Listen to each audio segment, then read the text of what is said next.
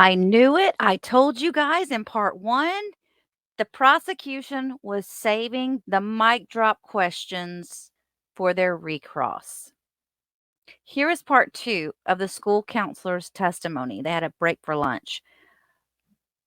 I didn't really cut a whole lot out of here because this is a key moment in the case. So I wanted to make sure that you guys heard everything that went on when the parents came to the school, and then also what the school expected after the meeting, right? Okay, so remember my last video, I said something about why was the meeting cut short? Well, apparently Jennifer was the one that was ready to get up and go. And I also said something about why can't they take him out of the classroom? Why can't they take him out of school at that point? Well, in everybody's mind here, it seems, after listening to his testimony, everyone was concerned about him harming himself, not him harming anyone else. So his testimony is really, it uncovers a lot. So he doesn't have the authority to take a child out of the classroom. But he mentions it to the dean in hopes that maybe somebody would make that call, and nobody did. Okay, so walk us through what happened from the time that you were notified that James and Jennifer Crumbley were there to the time that you went and welcomed them. So when I was notified that they were there, I had actually texted Mr. Ejak to please come back to my office. He had been present through a majority of the meeting until we confirmed the parents were arriving, and then asked him to return. I then went out to the lobby of the counseling office area to greet the parents. Okay. So from the phone call where you actually spoke with Jennifer Crumbley was 9:27 a.m. From that point, 9:27 a.m. until 10:40 a.m., where was the defendant's son? In my office. Okay. And what was going on there? There was a conversation between myself, the defendant's son, and Mr. Ejak was there as well until approximately 10 a.m. During that time, I was still trying to affirm that parents would be able to arrive, and I was talking with the student about really what I was going to be sharing with his parents. Okay. And tell me, sir, what was your expectation of the result of that meeting that you called? My hope was that they would set a plan to get help for their son. Okay. Was your expectation that they would take their son home? That was my hope. Your hope. Okay. So at 10:40 a.m., you welcome them into your office. Tell me what happens next. We walked back into my office. The student was in there. And then Mom and Dad sat down. There were 3 seats in my office, 2 directly across from me, and then one that was kind of off the corner of my desk a little more. The student was in one of the 2 across from me. Dad sat in one of those, and Mom sat in the one that was more at a diagonal from where I was. When the defendant and her husband walked into the office, did they approach their son? Not to my memory, no. Okay. Did either one of them hug their son? No. So who started the meeting? I believe I did, and I went over some of the things that I had talked through over the past 2 days with their son. I wanted to confirm some things I wasn't sure of, so I confirmed with Mom that she did receive a voicemail from Miss Fine the day before, and just confirmed that what was stated in that meeting was true. And Mom confirmed that she received it and that was true. And then I went over some of the things that I had received messages from the teachers over the past 2 days. Okay. Now, when you were asking Jennifer Crumbley to confirm that information, was she sharing any additional information with you? Not to my memory, no. Now, describe Jennifer Crumbley's demeanor when she walked into your office. She sat down in the chair, felt a little bit distant. What do you mean by that? More just kind of like it felt like it was a little bit of an inconvenience to be there. Okay, you testified that you had to have these meetings in the past. Yes. Was this meeting similar to those meetings, or was it different? Your Honor, objection to relevance.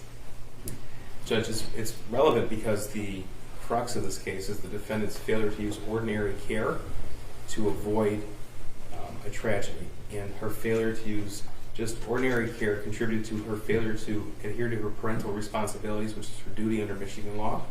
It's all part of gross negligence, Judge. Well, I guess it was the meeting unusual in any way?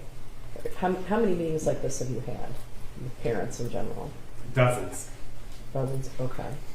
So, I mean, people react differently to... No one's very excited about coming to this school about their child, right? I would agree. Right. Now, this wasn't a discipline issue, though, was it, sir? No. Okay. In fact, you had indicated, Jennifer Crumbley, that you had concerns with suicidal ideation. I had concerns for his well-being, absolutely. And you communicated that to Mrs. Crumbley before she got there? Yes. Okay. And yet, still, it was different than the dozens of meetings you had in the past? I would agree. All right. So, you said that the defendant's son sat directly across from you. James Crumbley was in a chair next to him. Jennifer Crumbley was off to your side. I don't remember which chair student and dad were in. That's fine. I know they were both across from me, and Jennifer Crumbley was off to the side a little Okay. more. So, you were asking them to confirm the voicemail, information left in the voicemail November the 29th, the day before? Yes. Okay, specifically, what information were you asking them to confirm? I asked first that they received the voicemail because I didn't know at that point whether they had or not. And then I asked to confirm the details of the voicemail, which were that shooting guns were a hobby that they undertook as a family and that they had went to the range over the weekend. Okay. Did you tell Jennifer Crumbley that her son expressed to you his own feelings of his friend leaving the state?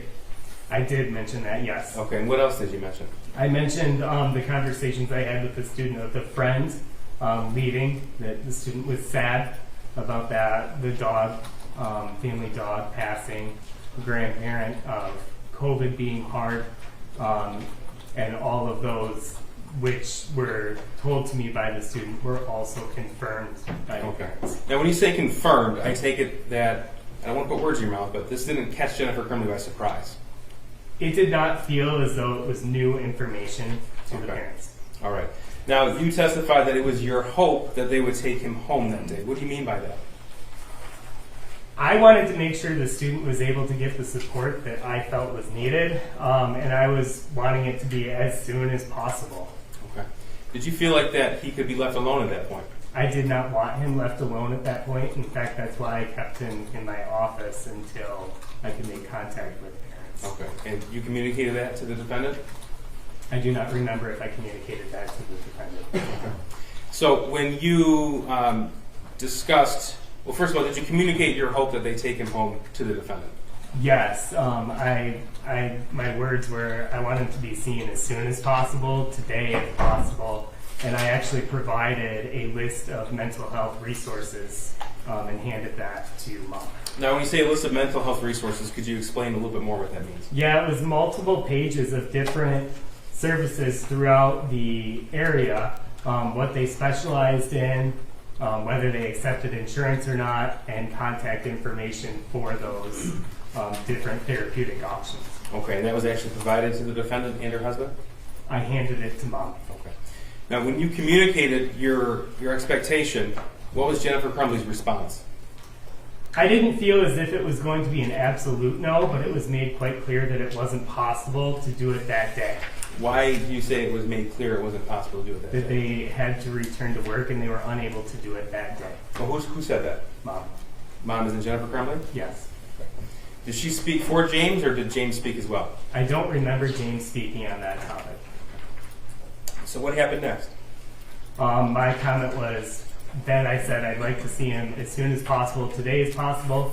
I was told today is not possible, so I said, is 48 hours possible? I will be following up. In those dozens of meetings in the past, had anyone ever said that they couldn't have their son go with them that day?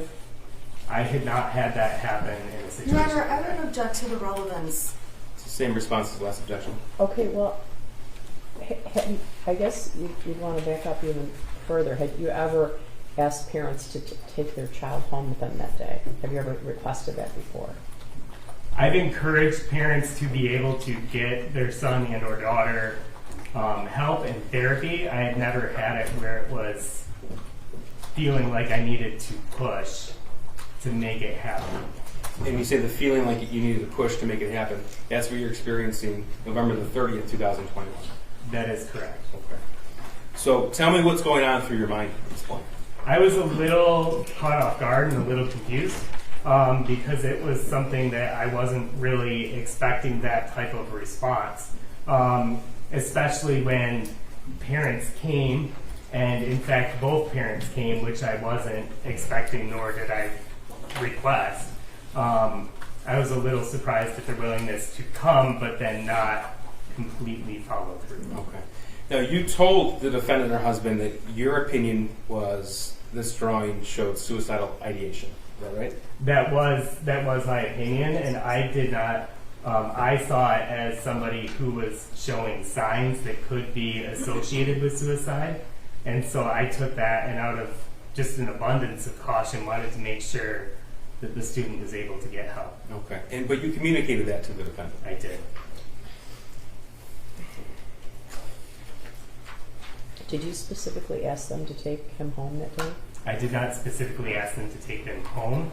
I asked them to take him to get help and therapeutic help.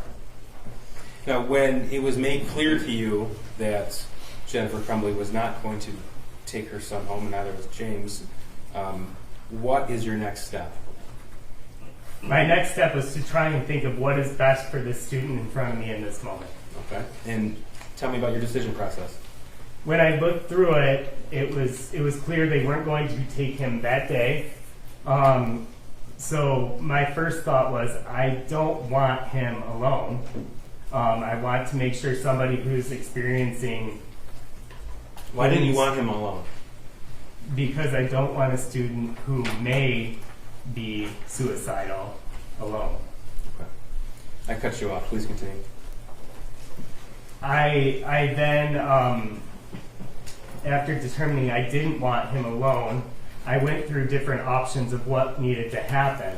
At that point, the student had requested to be able to stay in class, and parents were on board with him staying in class as a good placement. I was with our dean, who would be the person who does discipline, and of the 4 adults in the room, I'm the one who can't remove a student from class. So I asked our dean if there was any reason from a discipline standpoint or anything that he needed to do from a discipline standpoint that would prevent the student from returning to class. And the response there? No. So you told us that you were taken aback. You were a bit confused by the response of the defendant. And now you moved on to your next decision with the information in front of you. Is that when you turned to Mr. Ejak and requested information regarding discipline? It is. Okay. And how did the meeting end? Tell us about that. The meeting at that point ended fairly abruptly. What do you mean by that? Well, at that point, we had a student wanting to return to class. I knew that he wasn't going to be able to be removed to go get therapy that day. So I was kind of left with an option of, okay, this student, I can't keep a student from class if there isn't a reason to keep him from class. I asked if there was a discipline reason, and once we had kind of gotten to that point, I allowed the student to go back to class based on the information I had, and then Mom asked if we were done. Those were her words, are we done? Yeah. Okay. Yes. What was your response to that? My response was, I guess so. Now, you let her son go back to class before James and Jennifer left your office, is that right? There was a short time overlap of maybe 1 minute. Okay. So tell us what happened when it was communicated to the defendant's son that he could go back to class and he left. What happened in that time span? There wasn't anything noteworthy or different than any other student I had leave my office. I wrote a pass to allow him back into the classroom, and he had his belongings and went to class. When he left, did either James or Jennifer hug him? Not to my memory, no. Did they say anything to him? Not to my memory. Did you say anything to him? I did. What did you say? When I handed him his pass, I just let him know that I cared about him. And why did you say that? Because I do. Like, I did. It was an hour and a half with a student who was sad, with a student that we were talking about future plans. Oh, that is just heartbreaking. I don't know. I wonder if the school is going to get any kind of lawsuit after this, or I need to research that. Did they have a lawsuit already? Seems like after a lot of this information comes out, there may be something leaked. I'll check on that and let you guys know what I find.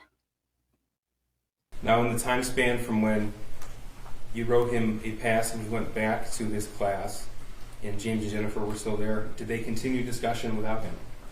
I don't remember any. Okay. So what happened next? I had handed them the sheet with referrals, and to my memory, they gathered up belongings and left. Now, what was your plan as far as follow-up had this attack not happened? My plan as far as follow-up was I was going to meet with the student the next morning to see if there had been more discussions and more plans about getting help. And then if there had not, my plan was to call Child Protective Services. Okay. Now, how long would you say the meeting lasted from beginning to end? Less than 15 minutes. All right. And again, was that typical or atypical from these meetings that you've been in before? Objection. Same response, Jeff. In your experience, how long do these meetings usually last? They vary. I mean, I've had some where parents came, got their kids, and it was 5 minutes. I've had some where we were in my office for an hour. Okay. So the instances where they grabbed their kid, that was quick. Could be, yes. But when they spoke and talked through things, it was much longer. Yes. Now, Miss Shannon, she jumps right in here. And her first question to him was, what kind of degree did he have? What does it require to keep his degree or to keep his, to be able to be a school counselor? Like, they have continuing education.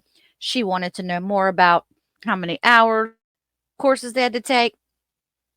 And then when he said it was like 150 hours every 5 years. And then she pops back and says, and do any of these courses revolve around suicide prevention? In other words, do you have enough background and experience to know whether or not a child is capable of self-harm? Are any of those based on suicide prevention or danger at school or discipline? Those hours are not, but a degree in counseling is. I don't know if her plan's all that great, though, because he actually has done a lot more of the continuing education than he was actually supposed to. He was able to answer her questions pretty broadly. I want to go back through the exhibits that Mr. Keast admitted while you were on the stand. And if you need to see any of the exhibits, please let me know. I'm going to start with 155, which were the emails that started off with Miss is it DeRiker? It is DeRiker. DeRiker. Do you need to see that in order to? I would like to see that. Okay. Do you recall seeing this exhibit when Mr. Keast was speaking with you? Yes, he showed the bottom email portion. Okay, and the bottom email is from May 13th of 2021, correct? That is correct. And the issue on this day was a teacher wanted you to speak to Mrs. Crumbley's son to see how he's doing because he was failing class and trying to sleep all the time, correct? Yes, it states he is failing my class and tries to sleep all the time. Now, on this issue, on May 13th of 2021, I may have missed it. You don't recall meeting with Mrs. Crumbley's son to see what was going on, do you? I do not have memory of this meeting. Do you not have memory of the meeting, or did you not meet with him? Do you even know? I do not have memory of the meeting. Evidence that has been researched suggests that I did meet with him. At that time, in May of 2021, you did not call Mrs. Crumbley to discuss this falling asleep and failing a class, correct? To my memory, I did not. Thank you. I'm going to go to the next exhibit, which is number 156. Okay, and it's popping up on the screen. So number 156, this is from September of 2021, so a couple of months later, correct? Yes, and the next school year. Oh, well, that's what I was going to say. So the May would have been the end of one school year, and September would be the beginning of the next school year. Yes. Okay, in September, on September 8th of 2021 specifically, the Spanish teacher asked you to check in with Mrs. Crumbley's son because he had written a poem that said he felt terrible that his family is a mistake, correct? Yes, that is what she wrote in the email. Now, on this occasion, in September of 2021, did you speak with Mrs. Crumbley's son? No. You did not. Okay, so then it would also be fair to say that you did not call Mrs. Crumbley herself and let her know that this concern had taken place. Yes, as I stated earlier, I followed through with the teacher on this concern, and she gave me further clarification of what had occurred. Okay, so at the end of the day, after further clarification, all said and done, this September 8th date, you did not place a phone call to Mrs. Crumbley. Correct. You did not email her or, I suppose, communicate with her in any way, correct? That is correct. All right. Well, Miss Shannon, she's got some good points here, everyone. Emails dated, it looks like November 10th of 2021. This was an email from the Spanish teacher to you indicating that Mrs. Crumbley's son is having a rough time and may need to speak with you, correct? Yes, she writes he is having a rough time right now. He might need to speak with you. And on this occasion, you did speak with Mrs. Crumbley's son, correct? I did. This was the occasion where you saw him in the hallway and had a conversation with him, correct? Yes, I caught him during passing time where there were a couple of minutes in between classes and let him know that if he needed someone to talk to, that I would be there. Okay, so you talked to him, offered support, let him know where he could find you, correct? Correct. Now, on this occasion, in November 10th of 2021, after speaking with Mrs. Crumbley's son, you did not call Mrs. Crumbley, correct? I did not. You did not email Mrs. Crumbley about what took place with her son, correct? I did not contact her in any way based on this email. Now I'm going to go to November 29th of 2021. This appears to be an email chain between you and Mrs. Kavina. Is that correct? Yes, she sent me, this is actually just saying that she forwarded the message. This is not the message. I apologize. This message, however, that's forwarded makes you aware that Mrs. Crumbley's son was looking at different bullets in his first hour class, correct? Yes, I do not have that email in front of me right now. So I don't have the exact wording. There it is. I'm sorry, it's page 2, so I just had to scroll down. Thank you. Yeah, so it's alerting our Dean of Students and Ms. Fine that there was a student in first hour who was on his phone looking at different bullets at the end of the hour. Now, on this date, on November 29th, 2021, you did witness Miss Fine leaving a voicemail letting Mrs. Crumbley know what happened, correct? That is correct. I witnessed Ms. Fine calling Ms. Crumbley and then leaving a voicemail regarding a conversation that happened during school. And this jury has already heard the voicemail. we can agree that there is no request by Ms. Fine or the school that Mrs. Crumbley return the call, correct? I don't remember the voicemail because I have not listened to it. It would not be odd to me if there was a request or not a request. At the time of this issue of looking up bullets, you and Pamela Fine discussed this issue, correct? What do you mean by discussed? I'm not sure I understand. I'm assuming and asking, did you and Ms. Fine discuss the fact that Mrs. Crumbley's son was looking up bullets? Are you asking in reference before the student arrived? Yes, before or when the student arrived, either. There was not much time between me getting there and the student arriving. The context of the meeting was largely led by Ms. Fine to gain an understanding from the student's perspective of what was going on at the end of the hour. First, to see if he was going to be forthcoming with the truth, and then to see what was actually going on and what his reasons for doing so were. And when you guys spoke with him about the bullets, there was also discussion about other things people may look up on the internet that are not illegal, but just not appropriate during school hours, correct? There was discussion about school appropriate behavior, yes. And overall, Mrs. Crumbley's son was told looking at bullets not appropriate for school, correct? Yes, looking at bullets is not appropriate during school. And beyond that, there was no further disciplinary action taken by the school other than just a notification, phone call, voicemail to Mrs. Crumbley. To my knowledge, but I would not be the one making the disciplinary decisions. And this is an email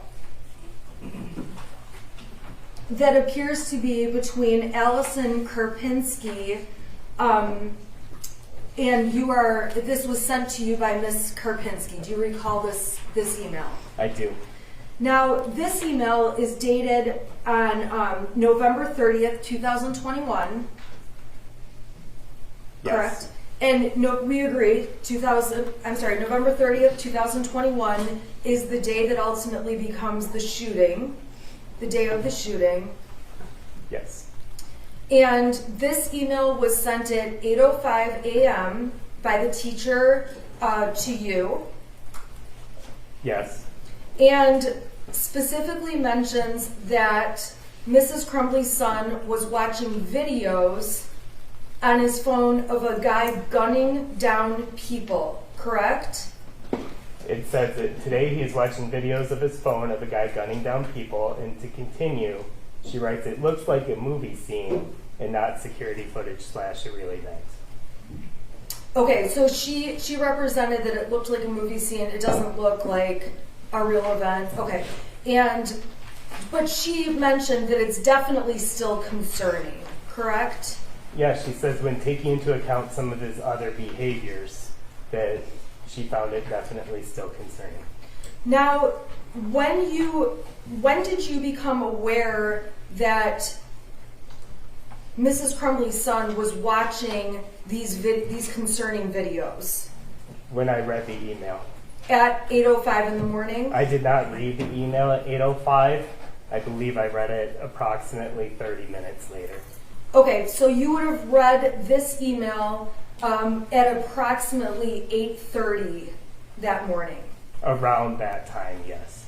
Now, when you read the email at 8:30 that morning, you did not call Mrs. Crumbley's son down to the office to ask him about these videos, correct? I was on the phone at the time with other parents. So you did not call Mrs. Crumbley's son down to ask him about the videos. That's fair, correct? I did as soon as I was able to. Okay, so there's a time lapse between when you got the email and when you were able to speak with Mrs. Crumbley's son. Yes. Now, when you spoke to Mrs. Crumbley's son, you did not ask him to bring up the videos and let you watch what he was watching, correct? Correct. I asked him what he was watching. And you relied on the information he provided to you about what he was watching. Exactly as I would if I asked him to show me the videos, yes. I'm sorry, I don't understand what that means. I was relying on him to provide the information, which would be the same as if I had asked him to show the videos. Okay, but if you saw the videos, you would know specifically what they look like. You are instead relying on what Mrs. Crumbley's son says was on the videos, correct? Yes, I asked him what they were, and he told me what they were, and I relied on the information he gave me. When he told you what the videos were, the information you relied on, did he tell you where he obtained those videos from? No. Or did you ask how long he was looking at those videos for? I did not.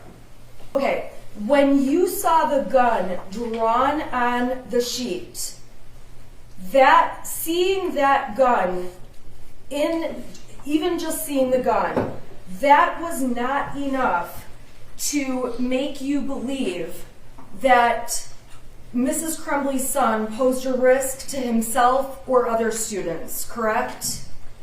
I wasn't sure whether he posed a risk to himself, so that is why I called in the parents. Okay. I was concerned, and I wouldn't call in parents unless I was concerned. Okay, so you called the parents in because you were concerned, but we can agree that seeing the drawings, just the drawings alone, were not enough for you to conclude there is something dangerous to other people. When I take that in context, that is only a piece of the information I had. I also was looking at his demeanor throughout it. I also was asking questions to him, asking if he was a threat to himself or others, and taking his response of sadness, which is not a common threatening response. Okay, and it's in all fairness,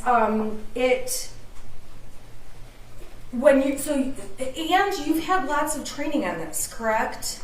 I have had training on this. So you've been trained, you've been formally trained on how to assess this kind of information and how to deal with it, correct? Correct, and the number one way that I would be dealing with it would be to entrust the care to parents. Oh, that was a mic drop. Oh, that was bad. That was not good for the defense. Are there certain steps, if you do have concern, that you follow if a student is exhibiting what you called suicide ideation? Well, suicide ideation is very different than actively suicidal. Okay. So I wonder if what you're describing might be an active suicide checklist as opposed to what we do if we see suicidal ideation. Well, what do you do if you said in this case you were concerned about suicidal ideation, correct? Yes. So what do you do when it's a concern of suicidal ideation? I call the parents. Call the parents. Okay, and that's what you did, obviously, in this case. Yes. A drawing of somebody who is shooting a gun is just a drawing. That is something you've said before, correct? I do not remember. If there's not another person in the drawing, that's of significance to you when you see a picture of a gun, correct? Are you referencing in regards to the math assignment? Yes. In the math assignment, if I see multiple people, I do have a different level of concern. Okay, so explain for us then what, and I don't know why that clicked off, but it's going to pop back up. So explain to us what you mean by when you see another person or you don't see another person. Tell us what you see up here and how things would change if there were multiple people. Well, I see one body. If I see somebody holding the gun in one body, my response is completely different. Okay, so, and have you had training about looking at drawings by students and being able to take them into account when you're assessing situations? I've had training in how to assess situations. I would not say I've had training in students' drawings. Okay, but your conclusion was that because there's not a second person, seeing a gun on these pages in and of itself alone would not be enough to cause you concern. Again, you're taking a very small piece of that. That is just a piece of what I saw in totality. Okay, so you were asked before, you didn't see anything that suggested that there was a gun in the hand on this drawing, and your answer was no, correct? In regards to this drawing, Yes. I do not see a gun in someone's hand on this drawing. Okay, you were asked, that's a pretty important thing for you to know or not. Do you agree? Your answer was a drawing of somebody who is shooting a gun. Still, there's not another person. It's just a drawing. Do you recall testifying that way when you were previously asked about this drawing? That was not in regards to this drawing. Oops. That was kind of a big oops. Okay, so at the end of the day, your prior testimony that seeing a drawing of a gun, that in and of itself, by itself, does not create enough of a concern that something more sinister is happening, correct? We are looking at a total picture and not just a piece of a picture. And you are trained to look at that total picture, correct? I took the approach to look at the total picture. In addition to looking at the total picture, and by picture I'm saying the picture that was drawn, you also look at the picture in terms of the demeanor of the person you're speaking to, the way the person is presenting, the way the student is behaving, a number of factors, correct? I try to take in as much information as I can. And taking in as much information as you can is certainly something that you have learned to do through, in addition to your training, your experience, correct? Yes. This is not the first time that you're calling a student down to your office to talk to them about something that may be problematic, correct? Well, and that's why I was not the only one in the meeting. Was I didn't want to take the approach of I was the only one making the call. I also had our person in charge of discipline with me. Now, when you asked Mrs. Crumbley's son about the videos he was watching, he indicated to you that he wanted to be a video game designer, correct? He did. And he actually had a detailed conversation with you about an opportunity that Oxford has for students to get training to become video game designers, correct? I showed him a program through Oakland Schools that could lead him into that area.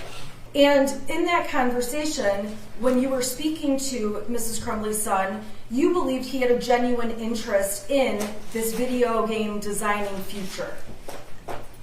Yes, I did.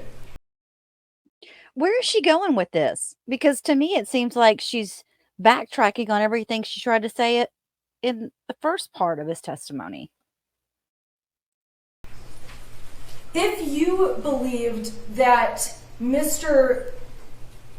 Crumbley's son did not have a genuine interest in becoming a designer, or that he really was drawing pictures with a plan to hurt people, you would have certainly taken different actions, correct? If I believed that he was a threat to people, I would have taken different actions. Oh, she got stumped right there. She wasn't ready for that answer. And you also had never spent time with Mr. or Mrs. Crumbley talking to them about or handling matters regarding their son, correct? Correct. So when Mr. and Mrs. Crumbley arrived at the school and were communicating with you on this issue, these are not parents that you're seeing on a weekly or even monthly basis, correct? Correct. And some of the students that you deal with more frequently, you're also used to dealing with their parents on a more frequent basis, correct? Potentially correct. And the more times you have to deal with the parents and the more times you have to deal with their child, the more you get to know about the family and the dynamics of the relationships, correct? Yes, I would hope the more time I spend with someone, the better I know them. Oh my gosh. I'm sorry, I'm not laughing at the oh, it's a tragic case. It's just really he he does not like her. So when you are talking about how the Crumbleys greeted their son or did not hug their son, it's fair to say that you are not aware, you've never really seen the Crumbleys greet their son on other occasions, correct? Correct. I'm not making a judgment on normal. I'm simply stating what happened. Now, you testified that it was your hope that Mr. and Mrs. Crumbley would take their son home and get him into a counselor that day, correct? Yes. When you had that hope, you gave them a list of counselors to suggest they call, and noting which ones took various insurance programs, correct? Yes, I provided a list of resources.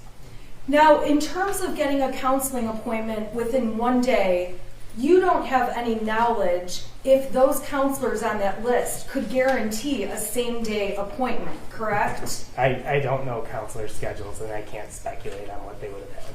May I have just a moment, Your Honor? I have no further questions. Thank you, Mr. Hopkins. Thank you. Mr. Hopkins, you were asked about the total picture by counsel, so I'd like to go through that with you. On November the 30th, when you met with Jennifer Crumbley, did she tell you that on March the 9th of 2021, her son had texted her that he was seeing demons and bowls flying off the shelf? I did not. Okay, so did Jennifer Crumbley tell you that on March the 17th, her son had also texted her that he was hallucinating? No. Did Jennifer Crumbley tell you that on March the 20th, he had texted his mother that he was hallucinating? Your Honor, I would ask that the prosecution stop the leading questions. Judge, I'm just trying to get through redirect in a timely fashion, and this is specifically in response to her. I don't know how you can ask it another way. I'm not suggesting the answer, Judge. I'm just... Yeah, he's not suggesting the answer. He's asking a specific question. It's a yes or no question, right? Thank you, Judge. He's not suggesting the answer, so. Thank you. If you could read the last one. Sure. Did Jennifer Crumbley tell you that her son texted her on March the 20th, 2021, that he was hallucinating? No. Did Jennifer Crumbley tell you that in April of 2001, she had told a friend of hers that she thought Ethan was depressed? No. Did Jennifer Crumbley tell you that she had referred to her son as weird? No. Did Jennifer Crumbley tell you that she had never once set an appointment with any mental health professional? No. Did Jennifer Crumbley ever tell you that his only hobby was involving firearms? No. Did Jennifer Crumbley ever tell you that she posted on Instagram as early as June of 2021 that he had obtained his own handgun? No. Did Jennifer Crumbley ever tell you that the day before the shooting at 3 o'clock in the morning, she herself was researching clinical depression options? No. Did Jennifer Crumbley tell you that she and her husband gave her son a 6-hour 9mm handgun just 4 days before the shooting? No. Did Jennifer Crumbley ever tell you that on November the 30th, 2021, it wasn't the first time he asked for help? No. Did Jennifer Crumbley ever tell you that the gun that he drew on that math worksheet was identical to the 6-hour 9mm handgun that was used in the shooting? I object to the prosecution's characterization that that drawing is identical. That's a conclusion that... That's fine. Did Jennifer Crumbley ever tell you that the day before, on November the 29th, on that Monday, the day before, after the voicemail was left for her from Pam Fine, she texted her son and said, LOL, you have to learn not to get caught? No. Did Jennifer Crumbley ever tell you that James Crumbley worked for DoorDash and had no obligation to not take their son home? No. Did Jennifer Crumbley tell you that on November the 30th, she was permitted to leave work when she needed for family issues? No. Did Jennifer Crumbley tell you that on November the 30th, the meeting that she allegedly had in the afternoon, she was not required to attend? No. Did Jennifer Crumbley tell you ever that their son was struggling throughout the year 2021? She confirmed it based on what he had said regards to COVID and virtual school. But they never went through these details. Not these details, no. So it took you all about 20 minutes to decide to request Jennifer Crumbley to come into the school immediately. Is that what you testified to? Yes. Is that the total picture that you wish you had? No. Now, what if Jennifer Crumbley had told you all of these things I just went through? Your Honor, objection is to speculation, and Sustained. hindsight is 2020. Sustained. Would you like to have as much information as you possibly could have? Absolutely. Was their son still in the room in your office when the defendant said she couldn't take him home? Yes. Nothing further. Wow. And you can see the expression on his face is a tell-all. It's a tell-all. Wow. That was a really good recross. Very well done. Very well done. Okay, guys. I don't know who's coming up in the morning. I can tell you that I hope that I don't have to show you as much testimony as I have, because I was hoping these quick takes would be a lot quicker than they've been, but there's just such good stuff in here. You got to hear this stuff. You can't just hear it from me. You got to see it. You got to see their expressions. That right there is a perfect example of why I need you guys to watch these clips sometimes. Okay. I'm going to stop rambling because I'm tired and I'm ready to go to bed. You guys have a blessed evening, and I will talk to you all tomorrow. Good night.